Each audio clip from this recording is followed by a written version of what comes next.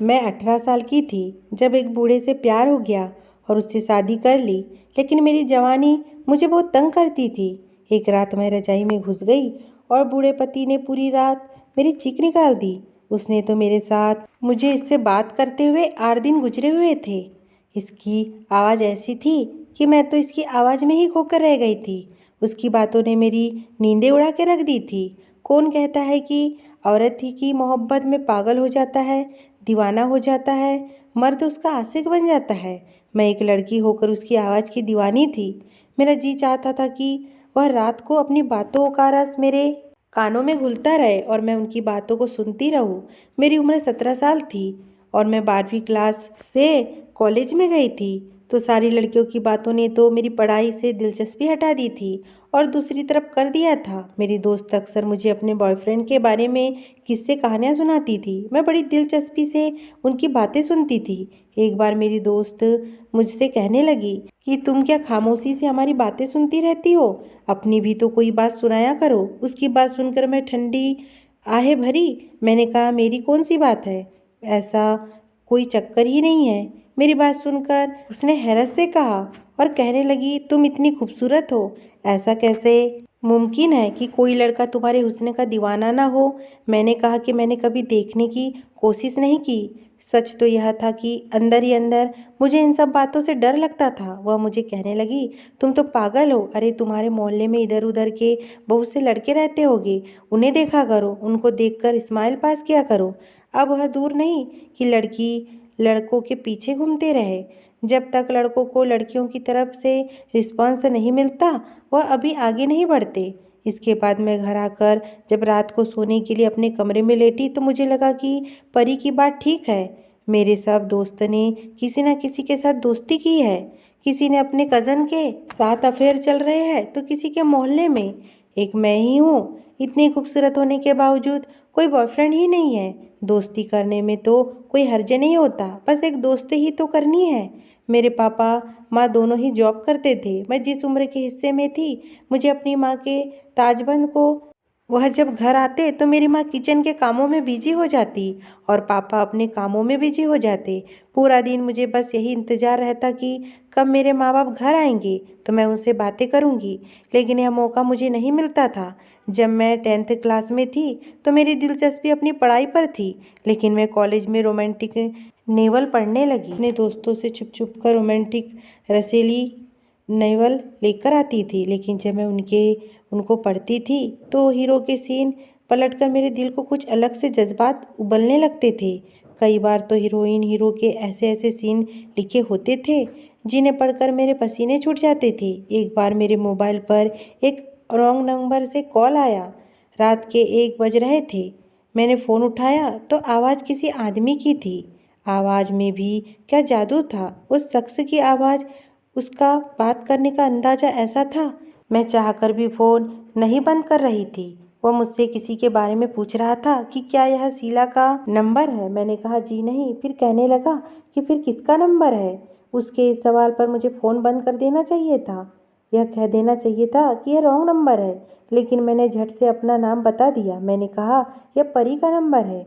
मेरी यह बात सुनकर हंसने लगा, कहने लगा, आपकी आवाज़ बहुत अच्छी है, मुझसे दोस्ती करूँगी। यह सुनकर तो मेरे दिल की रफ्तार घोड़ों की लगाम की तरह भागी थी। ना मैंने उसे कोई जवाब दिया था, ना ही मेरा दिल चाहा कि मैं फ़ोन बंद कर दूँ।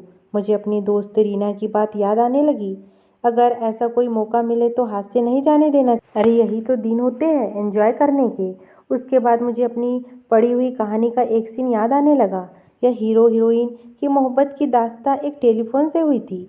मैंने कहा कि मैं आपको जानती नहीं हूँ तो दोस्ती कैसे करूँगी। मैंने जानबूझकर बात बढ़ाई थी। वो कहने लगा, इसलिए तो कह रहा हूँ कि दोस्ती कर लेते हैं। दोस्ती करेंगे तभी तो जान पहचान बढ़ेगी। मैंने कुछ नखरे दिखाने के बाद उससे दोस्ती करने में हामी भर ली। मैं बेहद खुश थी। मुझे तो यूँ लग रहा था जैसे कि मैंने पूरी दुनिया को अपनी मुट्ठी में ले लिया। गुनाह एक ऐसी बुरी चीज़ होती है, जितना गुनाह करने लगो उसे करने में मज़ा आने लगता है। मेरे साथ भी ऐसा ही हो रहा था। पछतावा तो इंसान को बाद में होता है। मुझे भी 8 दिन ही उस शख्स से बात करते हुए थे कि उसने जो फरमाइश मेरे सामने रखी थी, मैं तो समझ ही नहीं पा रही थी कि जवाब क्या दूँ। कहने लगा, अपनी तस्वीर व्हाट्सएप नंबर दे दो। क्या करूँ क्या ना करूँ, मैंने सोचा कि मुझे रीना से पूछना चाहिए। मैंने अगले दिन कॉलेज में जाते हुए रीना को अपना हमराज बना लिया। मेरी बात सुनकर वह बेहद खुश थी। कहने लगी, तुमने बड़ा अच्छा काम किया है। अरे यही तो दिन होते हैं, हवाओं में उड़ने के और मज़े करने के। कहने लगी कि तुम घबराओ मत और अपनी तस्वीर उसे भेज दो। मैंने कहा कि बस मुझे यह डर है कि अपनी तस्वीर भेजना ठीक है कि नहीं। मैं समझ नहीं पा रही थी कि मुझे क्या करना चाहिए। मेरी माँ से मेरा दोस्ताना माहौल ना था कि हर बात अपनी माँ को कहती। वह तो कुछ सुनती ही नहीं थी, ना कभी मेरे पास बैठती थी। जब भी मैं उनसे बात करने के लिए उनके पास बैठती तो वह अपने पर्स से ढेर सारे पैसे निकाल कर मुझे पकड़ा देती और कहती कि ज़रूरत हो तो बता देना, अपनी पढ़ाई पर तवज्जो दो। उसके बाद वह अपने कमरे में चली जाती। मेरे माँ बाप बस खाने के दौरान ही मुझसे कुछ देर बात करते थे, और वह भी यह कहकर कि तुम्हारी पढ़ाई कैसी चल रही है, सब ठीक है, पैसों की ज़रूरत हो तो मुझे बता देना। कभी कभी मैं सोचती थी कि शायद मेरी माँ का मुझसे यही रिश्ता है कि मेरी हर ज़रूरत की चीज़ मैं मांग सकूं और वो पूरी कर सके। लेकिन उनके पास मुझे देने के लिए वक्त नहीं था, मुझे अच्छा बुरा बताने के लिए वक्त ना था। मैंने अपने दोस्त की बात मान ली और अपनी एक तस्वीर खींचकर उस शख्स के नंबर पर डाल दी। कुछ देर बाद ही मेरी उस तस्वीर पर दिल की इमोजी बना हुआ था। उसके बाद वह कहने लगा कि देखो, मुझे मालूम था कि तुम बेहद ही खूबसूरत हो। मैंने भी उसे कहा कि मुझे तुम्हारी तस्वीर देखनी है। वो कहने लगा कि तुम्हें तस्वीर नहीं दिखाऊंगा, मैं तो तुम्हारे सामने लाइव आके तुम्हें दिखाऊंगा कि मैं कैसा हूँ। अब अक्सर वह मुझसे मेरी तस्वीर मांगता और मैं उसे दे देती। लेकिन एक बार वह मुझसे कहने लगा कि अगर तुम काले रंग की मैक्सी पहनो और भी ज़्यादा हसीन लगोगी। कभी कहता कि लाल रंग की तुम पर बहुत अच्छी और बहुत ही अच्छी लगेंगी। यह सुनकर मैं शर्मा जाती। जब उसकी बातें मेरे चैन चुराने लगी थी, उसकी मोहब्बत में धीरे धीरे मैं इस कदर गिरफ्तार हो चुकी थी कि लगता था कि उसके बगैर मैं जी नहीं पाऊंगी। उसकी बातें मेरे होश उड़ाने लगी थी। चंद दिनों बाद ही मेरे एजुकेशन के पेपर होकर अब मैं सेकेंड ईयर में आ गई थी और मेरी उम्र भी 18 साल हो गई थी। जब मैंने उसको बताया कि मैं 18 साल की हो गई हूँ तो कहने लगा कि मुझे अपने घर का पता बताओ, मैं तुम्हें एक बहुत कीमती तोहफा भेजूंगा। लेकिन मैं पता बताने से कतराने लगी थी। मेरे अंदर डर जरूर होता था, लेकिन जब भी मैं रीना से राय मांगती थी वो कहती थी दे दे, वो तुझसे इतना प्यार करता है, तुम्हें उसके प्यार पर शक नहीं करना चाहिए। मैंने इस शख्स को अपना पता बता दिया, लेकिन मैंने कहा कि मुझे वह दिन के वक्त तोहफा भेजे क्योंकि मेरे बाबा आ जाते हैं। उसने कहा कि तुम्हें तुम्हारा तोहफा कुछ दिन में मिल जाएगा। मुझे उसके तोहफे का इंतजार था। उस वक्त ही एक शख्स दरवाजे पर दस्तक देने लगा। मैं फौरन से दरवाजे के पास भागकर गई और पूछा कि कौन हो, तो कहने लगा आपका तोहफा आया है। मैंने फौरन से दरवाज़ा खोला और 50 से 55 साल के लगभग आदमी था। उसके हाथ में एक गिफ्ट था। मैंने वह गिफ्ट पकड़ लिया। वह आदमी मुझे ऐसी नज़रों से देख रहा था कि मैं नर्वस हो रही थी। मैंने गुस्से से उसकी तरफ देखा और दरवाज़ा बंद कर लिया। जब वो तोहफा अपने कमरे में जाकर खोला तो मेरे होश उड़ गए थे। वह खूबसूरत मैक्सी थी जो कि लाइट पिंक कलर की थी, लेकिन उसका गला आगे पीछे दोनों तरफ से काफ़ी गहरा था। मुझे वो बहुत पसंद आई थी, लेकिन मैं सोच रही थी कि मेरी माँ ने वह मैक्सी मेरी अलमारी में देख ली तो पूछेंगी कि इतनी फैंसी मैक्सी तुम्हारे पास कहाँ से आई, तो मैं क्या जवाब दूंगी। मैं भी यही सोच रही थी कि मेरे मोबाइल पर बेल बजना शुरू हो गई। देखा तो सुमित का नंबर था। उस लड़के का नाम सुमित था। मैंने फौरन से मुस्कुराते हुए फ़ोन उठा लिया और कहने लगा तुम्हें तुम्हारा तोहफा पसंद आया। मैंने कहा हाँ, तोहफा बहुत पसंद आया। कहने लगा तो फिर तोहफा देने वाले का हक भी अदा करो। मैं उसकी बात समझ ना पाई थी। वो कहने लगा कि मुझे तुम्हें इन कपड़ों में देखना है। यह सुनकर तो मैं घबरा गई थी। मैंने कहा तुम कैसे देख सकते हो। कहने लगा वीडियो कॉल पर देखो, इनकार मत करना, मैं तुमसे नाराज़ हो जाऊंगा। जैसे ही वीडियो कॉल की बेल बजी मेरा दिल जोर से धड़कने लगा। मैं भी बहुत ज़्यादा नर्वस थी। पहली बार जब इस फेस टू फेस देखना था, दिल में तो मेरे भी बहुत बेचैनी थी कि मैं उसे देखूंगी, वो कैसा है। मैंने अपने दिल को थामा और वीडियो कॉल रिसीव कर ली। लेकिन ये क्या, सामने बिल्कुल अंधेरा था, कुछ भी नहीं दिखाई दे रहा था सिवाय अंधेरे के। शायद कमरे की लाइट बंद थी। मैंने कहा कि अंधेरा क्यों है, तो कहने लगा कि मैं तुम्हें अभी अपने आप को दिखा नहीं सकता, लेकिन बहुत जल्द दिखाऊंगा। वो मेरी तारीफ करने लगा। कहने लगा मैंने जितने भी ख्याल सोचे थे तुम्हारे बारे में कि तुम इस कपड़ों में कैसी लगोगी, तुम बिल्कुल वैसी ही लग रही हो, लेकिन मेरे ख्याल तुम्हारे हुस्न के सामने कुछ नहीं है। मैं सुनकर शर्मा गई थी। फिर वह कहने लगा, अपने दुपट्टा उतारो, मुझे तुम्हें बिना दुपट्टे को देखना है। यह सुनकर मेरा दिल धड़कने लगा। मैंने इनकार कर दिया। वो कहने लगा, आज तुम्हारी नहीं सुनूंगा, बस वही करो, नहीं तो मैं तुम्हें कभी फ़ोन नहीं करूँगा जो मैं कह रहा हूँ, वरना तुमसे नाराज़ हो जाऊँगा, तुमसे बहुत दूर चला जाऊँगा। मैं उसकी नाराज़गी बर्दाश्त नहीं कर सकती थी, इसलिए मैंने अपना दुपट्टा उतार दिया। उसके बाद वह मुझसे जो कहता रहा मैं वही करने लगी। बाहर दरवाजे के दस्तक पर मैं बुरी तरह से घबरा रही थी। मैंने फ़ौरन से फ़ोन काट दिया और अपने कपड़े जल्दी से बदल लिए और बाहर चली गई। बाहर मेरे माँ बाप ऑफिस से वापस आए थे। मैं कुछ घबरा सी गई थी। मुझे घबराया हुआ देखकर वो कहने लगे, तुम्हें क्या हुआ है? इतनी परेशान क्यों हो? इतनी परेशान क्यों लग रही हो? मैंने नहीं में सर हिला दिया और कहा कि नहीं, मैं बिल्कुल ठीक हूँ। यूं ही बात टाल दी। उन दिनों मेरी माँ ने मुझे कहा, तुम्हें किसी के घर दावत में जाना है, तैयार हो जाना।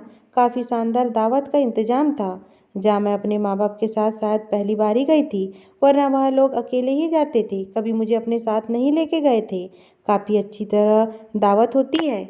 लेकिन कुछ दिन बाद मेरी माँ ने मुझसे कहा, मैं तो हक्की बक्की होकर उनको देखकर रह गई थी। वो कहने लगी कि दावत पर मौजूद मेरे बाबा के एक दोस्त ने मुझे अपने बेटे के लिए पसंद कर लिया है और मेरी माँ बहुत जल्द मेरी मंगनी उससे कर देंगी।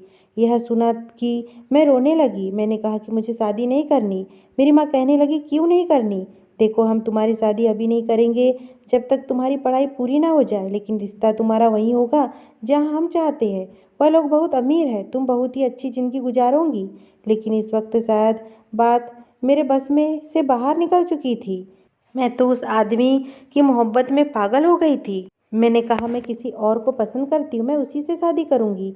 यह सुनकर तो मेरे पापा आपे से बाहर हो गए और मुझे थप्पड़ मारा और मेरी माँ से कहने लगे कि हम इसके लिए दिन रात मेहनत कर रहे हैं और यह ना जाने किन मोहल्ले के आवारा लड़कों से इसका फरमा रही है। मेरी माँ भी मुझे बुरा भला कहने लगी, लेकिन मैं रोते हुए यही कहती रही कि मैं उसके अलावा किसी और से शादी नहीं करूँगी। मेरी माँ मुझे बाजू से पकड़कर कमरे में ले गई और मुझे कमरे में बंद कर दिया और कमरा बाहर से लॉक कर दिया। जैसे ही रात को सुमित का फ़ोन आया, मैंने सारी बातें उसे बता दी। यह सुनकर सुमित कहने लगा, मैं तुमसे शादी करना चाहता हूँ। यह सुनकर मैं परेशान हो गई। मैंने कहा, सुमित, ये कैसे मुमकिन हो सकता है? मेरे माँ बाप नहीं मानेंगे। वो कहने लगा, मैं कल ही तुमसे शादी कर लूँगा, वो भी फ़ोन पर, यही वकील बुला लूँगा। लेकिन मैंने कहा, ऐसे कैसे हो सकता है? मुझे कमरे में लॉक कर दिया गया है, मैं घर से भाग नहीं सकती। वह कहने लगा, फ़ोन पर ही मैं तुमसे शादी कर लूँगा, ऐसे भी शादी हो जाती है। मुझे तो ऐसी बात का भी नहीं पता था, इसलिए मुझे यही हाल नज़र आया, क्योंकि ऐसे तो मेरे माँ बाप कभी नहीं मानते। अगले दिन वीडियो कॉल पर ही मेरी सुमित से शादी हो गई, लेकिन इसे मैंने अभी तक देखा ही नहीं था। सिर्फ वकील ही मुझे नजर आया था, जिसके सामने मैंने अपनी शादी को कबूल किया था। शादी होते ही फ़ोन कट चुका था। रात को जब कॉल आई तो सुमित कहने लगा कि तुम अपने माँ बाप से झगड़ा ख़त्म कर लो, कह दो कि तुम्हें रिश्ते से कोई एतराज़ नहीं है, ताकि तुम्हारी कैद ख़त्म हो सके। और मुझे भी सुमित की बात ठीक लगी। मैंने यही किया। अगले दिन अपनी माँ से कह दिया कि मुझे उनके रिश्ते पर कोई एतराज़ नहीं है। मेरी माँ यह सुनकर खुश हो गई, मुझे गले से लगाकर कहने लगी कि जो फैसला अब तुम्हारे लिए ले रहे हैं, तुम्हारे अच्छे के लिए ही होगा। बेटा, बाद में तुम खुद ही यही कहोगी, मुझे जो कदम उठाना था वह मैं उठा चुकी थी। कुछ दिन में मेरे बाबा के दोस्त और उनकी बीबी आकर मुझे अपने बेटे के नाम की अंगूठी पहनाकर चले गए। मेरे बाबा मेरे तरफ से दोबारा से बेफिक्र हो गए थे। एक दिन ऑफिस गए थे कि उनके पीछे एक डिलीवरी वाला आ गया। मैं जानती थी कि डिलीवरी वाले के हाथ में मेरी शादी के पेपर थे, जिसे हर हाल में मुझे साइन करके इस आदमी को वापस देने हैं। मैंने साइन कर दिए। कहने लगे, आपको अपनी कोई आईडी का नंबर भी बताना पड़ेगा। मैंने अपनी आईडी का नंबर भी दे दिया। एक दिन पहले ही मेरे आईडी कार्ड बनकर मुझे मिला था। मैं अपना आईडी कार्ड को देखकर नंबर बता रही थी। कहने लगा, मुझे इसकी तस्वीर चाहिए होगी, इसे अपने मोबाइल से। मेरे तो दरवाजे पर दस्तक हुई। मेरे बाबा ने दरवाज़ा खोला तो 50 साल के आदमी सामने खड़ा था। कहने लगा, मेरी बीवी को मेरे हवाले कर दो। यह सुनकर मेरे बाबा इससे बहस करने लगे। मेरी माँ भी बाहर आई। मैंने पहले इस आदमी को नहीं देखा था। वो कहने लगा, मेरी आपकी बेटी से शादी हुई है। इसकी आवाज़ सुनकर तो मैं सांस लेना ही भूल गई थी। वह सुमित की आवाज़ थी। तो क्या सुमित ने 50 साल का आदमी बनकर ठगने पर मजबूर कर दिया था? उसने वह शादी और वह वीडियो भी दिखा दिया जिसमें मैंने शादी की तस्वीर दिया था। मेरे माँ बाप तो रोने लगे। मैं पत्थर की मूर्ति बनी सबकी शक्ल देख रही थी। मेरे साथ तो बहुत बड़ा धोखा हुआ था। लेकिन यह सब मैंने अपनी बेवकूफ़ी में किया था, इसलिए इनकार नहीं कर सकती थी। मेरे माँ बाप कहने लगे, दफ़ा हो जाओ इस आदमी के साथ और दोबारा अपनी शक्ल मत दिखाना। मैंने किसी को बेजान वजूद की तरह इस आदमी के साथ अपने घर से बाहर निकल गई थी। बाहर गाड़ी खड़ी थी, उसके फ्रंट सीट पर उसने मुझे बैठने के लिए कहा था। यह थी वह मोहब्बत जिसके खातिर मैंने अपने माँ बाप को भी का दिल दुखाया था। यह था वो शख्स जिसके खातिर मैंने अपनी हंसती खेलती इज्जत जिंदगी को ठोकर मार दी थी। मैं तो शायद उसकी बेटी से भी कम उम्र की होगी। मैं यह भी नहीं जानती थी कि वह आदमी शादीशुदा भी है या नहीं, जो उसकी उम्र थी लेकिन शादीशुदा होगा। मेरी इससे घर में क्या अहमियत होगी। मैंने पूरा रास्ता खामोशी से काटा था। गाड़ी इसके घर के सामने खड़ी हुई थी। मैं इसके साथ ही घर में दाखिल हुई थी। मेरा घर खाली था। मुझे कमरे में ले जाया गया। आज उसके मुंह से मुझे अपनी तारीफ बुरी लग रही थी, लेकिन मैं चुप थी। अजीब बात यह थी कि उसने मेरी तारीफ तो बहुत ही की, लेकिन मेरे साथ कोई भी रिश्ता नहीं बनाया। वह मुझसे दूर ही रहता था। 1 महीना हुआ कि हो गया था, लेकिन मैंने अपने दिल को समझा लिया था कि वह आदमी एक बार भी मेरे करीब नहीं आया था। फिलहाल मेरी शादी उसी के साथ हो चुकी थी। अपना घर भी मैं छोड़ चुकी थी, इसलिए चाहती थी कि मैं भी ऐसी ज़िंदगी गुजारूं जैसे सब लड़कियां शादी के बाद गुजारती है। लेकिन वह आदमी मेरे करीब नहीं आता था, बस मुझसे मोहब्बत भरी बातें ही करता था। एक बार वह जिसने मेरे होश उड़ाकर रख दिए। 1 महीने में सुमित के साथ उसके घर में ही रह रही थी, लेकिन आज तक कोई नहीं आया था। लेकिन एक रात उसका भतीजा उससे मिलने आ गया। मैं उस वक्त किचन में खाना बना रही थी। सुमित ने दरवाज़ा खोला तो 20 साल का नौजवान घर में दाखिल हुआ और सुमित के साथ गले लगा और रोने लगा। कहने लगा, उसने मेरे साथ बेवफाई कर दी चाचा। मैं उसे दिल और जान से चाहता था। उसके घर रिश्ता भी भेजा था, पर ना जाने वह किसकी बात कर रहा था। मैं किचन से बाहर आई तो सुमित की मेरी तरफ पीठ थी। उसका भतीजा उसके गले लगा हुआ था, जो मेरे सामने था। जैसे ही उसकी नज़र मुझ पर पड़ी तो कहने लगा, तुम यहाँ। मैंने उसे देखने लगी। वह सुमित के पीछे हटकर मुझसे हैरत से देखने लगा। सुमित कहने लगा, यह मेरी बीवी है। यह सुनकर वो और सुमित गौर से देखने लगे। कहने लगा, यह आपकी बीवी है। सुमित उसे अपने कमरे में ले गया। आखिर वह नौजवान मुझे कैसे जानता था? मैंने तो पहली बार इस नौजवान को देखा था। सुमित के कमरे से इतनी तेज बातों की आवाज़ आ रही थी। मैं फौरन से कमरे के पास चले गई। जो बातें मैंने सुनी मेरे होश उड़ गए थे। वो सुमित से कहने लगा, चाचा, यह वही लड़की है जिससे मैं मोहब्बत करता था। आप कैसे इससे शादी कर सकते हैं? मैंने इससे फ़ोन पर बात की थी, दोस्ती की थी। आप मेरी इस मोहब्बत से वाकिफ़ थे, फिर क्यों आपने ऐसा किया? यह कहकर वो रोने लगा। सुमित कहने लगा, जब तुमने मुझे इसे गिफ्ट देने भेजा था तो इसे देखकर मैं अपने होश खो बैठा था। इसलिए बेईमानी से मैंने तुम्हारे मोबाइल से तुम्हारी सिम निकाल ली। इस लड़की का नंबर मुझे एकदम से मिल गया था और तुम्हें इसका नंबर याद ना था, इसलिए वीडियो कॉल पर जब मैंने इस लड़की का हुस्न देखा तो सोचा कि तुम तो जवान हो, तुम्हें तो कोई भी लड़की मिल जाएगी, लेकिन मुझे ऐसी लड़की नहीं मिल सकती।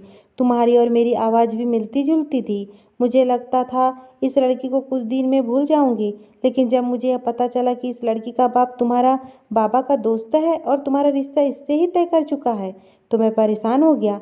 इसलिए चुपके से इस लड़की से शादी कर ली। लेकिन क्योंकि मैं नामर्द हूँ, बीवी के काबिल नहीं हूँ, इसलिए इसकी ख्वाहिश तो पूरी नहीं कर सकता। लेकिन वह मुझसे मोहब्बत करती है, इसलिए मेरी मोहब्बत के सहारे ज़िंदगी गुजार लेंगी। लेकिन तुम वापस चले जाओ और दोबारा यहाँ मत आना, वरना मेरी ज़िंदगी बर्बाद हो जाएगी। और मैं आज तक तुम लोगों के खातिर बड़ी कुर्बानियाँ देता आ रहा हूँ।